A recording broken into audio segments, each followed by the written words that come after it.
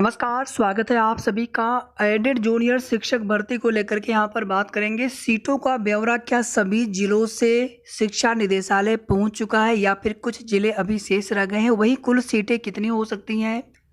विषयवार सीटें, जियो और साथ ही साथ जो कोर्ट में केस है जो कि मामला अभी तक निस्तारित नहीं हुआ है, उसका क्या प्रभाव पड़ सकता है? और मेरिट सूची को लेकर के वीडियो को आप लोग पूरा देखिएगा। वीडियो को आप सभी प्लीज़ लाइक शेयर कर दें। साथ ही साथ अगर आपने अभी तक चैनल को सब्सक्राइब न किया हो तो ज़रूर सब्सक्राइब कर लें। देखिए, जहाँ तक मुझे अपनी जो जानकारी जहाँ तक हमें मिली है उसके अनुसार लगभग सभी ज़िलों का डाटा भेज दिया गया है, लेकिन कुछ ज़िलों का अभी भी डाटा नहीं पहुँचा है। कुछ ऐसे, और ये ज़िले कितने हो सकते हैं बिल्कुल एग्जैक्ट आपको तो नहीं बताए जा सकते, बट ऐसे कई ज़िलों का डाटा 26 तक नहीं पहुँचा था। और इसमें देखिए, जो ज़िले में शिक्षक होते हैं, किसी विद्यालय में कितने शिक्षक हैं, कितने किस विषय के शिक्षक हैं, ये सभी डाटा जो है बीएसए महोदय के पास होता है।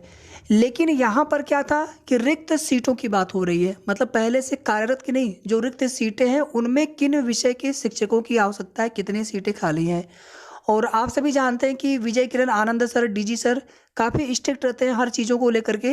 तो ऐसे में हर जिले की बीएसए महोदय या डाइट की तरफ से ये कोशिश की गई होगी कि एक बार फिर से जो है पूरा डाटा हम अपने स्तर से वेरीफाई करके ही भेजें, ताकि बाद में कोई दिक्कत ना हो। बाद में फिर ज्वाइनिंग के लिए जब वे सिलेक्टेड अभ्यर्थी आएँ, उन विद्यालयों में जाएँ, तो वहाँ पर कोई दिक्कत ना, कोई समस्या ना हो। जैसा कि माध्यमिक में आप देखेंगे टीजीटी पीजीटी वाले में कितनी दिक्कतें हुई थी, बाद तक जो है सबकी ज्वाइनिंग होती रही। तो ये सब दिक्कतें ना हो, इसके लिए ये जो डाटा है ये सही सही डाटा मांगा जाता है। और विषयवार ही शिक्षकों की भर्ती होनी है और विषयवार ही मेरिट बननी है, विषयवार ही सीटों का डाटा जो है यहाँ पर मंगवाया गया है।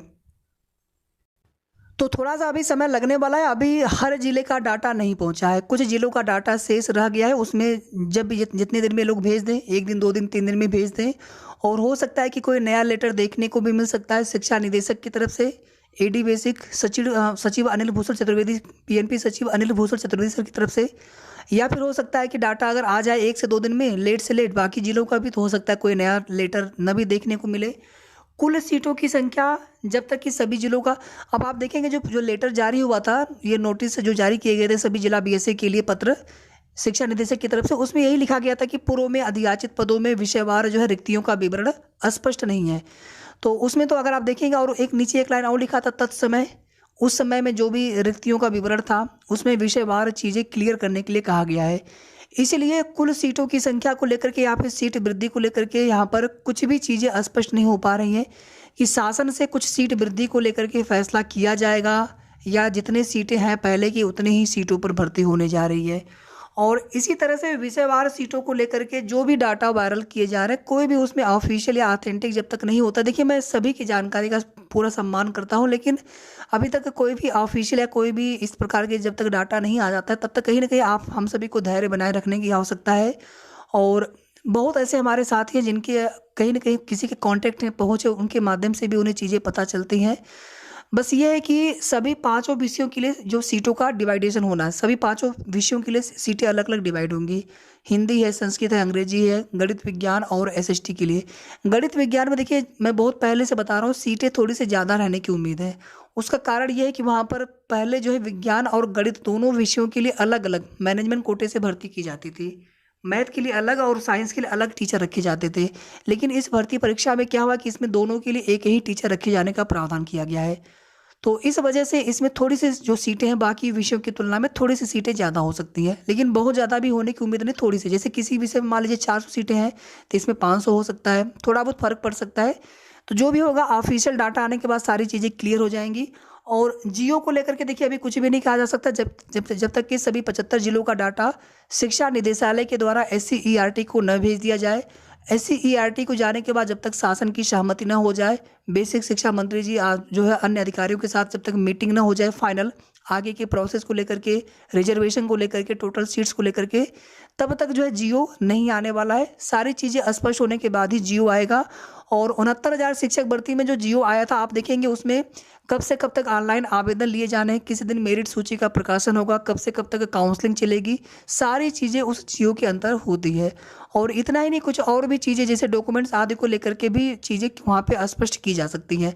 और जो जिलेवार विज्ञप्ति आती है फिर आगे काउंसलिंग के लिए, उसमें डॉक्यूमेंट्स आदि को लेकर के बिल्कुल स्पष्ट जानकारी होती है। कौन कौन से डॉक्यूमेंट्स लगेंगे, किस क्रम में लगाने हैं, कौन कौन से शपथ पत्र बनवाने हैं, क्या फाइल, डाक टिकट, लिफाफा आदि जितनी भी चीज़ें होती हैं सभी को लेकर के जिलेवार नोटिफिकेशन जब जारी होंगे तो उसमें चीज़ें रहती है विस्तार से। लेकिन जो शासन से आता है शासनादेश, उसमें बहुत ज़्यादा विस्तार से आपको चीज़ें देखने को नहीं मिलती हैं।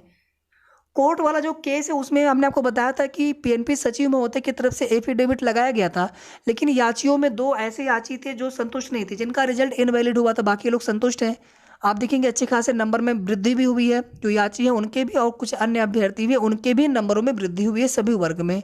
और इसी वजह से जो 2 याची हैं, आप देखेंगे कि जब दोनों तरफ से ही एफिडेविट आना चाहिए, काउंटर एफिडेविट और रिजॉइंडर एफिडेविट, तो दोनों तरफ से एफिडेविट आने के बाद ही मामला निस्तारित होता है। अदरवाइज फिर वहाँ पर नेक्स्ट डेट लगना पहले से ही लग रहा था। हमने आपको बताया भी था कि हो सकता है कि नेक्स्ट डेट लगे, लेकिन इतनी लंबी डेट लगे कि ये नहीं पता था।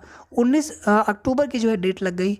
तो खैर अब यहाँ पर आप इंतजार के अलावा कोई दूसरा रास्ता बचा नहीं है। लेकिन अभी देखेंगे आप धीरे धीरे रिक्त सीटों का विवरण पहुँचे विभाग के पास, फिर विभाग के द्वारा जो है जियो पर कार्य हो, जियो तैयार हो, तो इसमें भी आप देखेंगे हफ्ता 10 दिन का समय लग जाना है।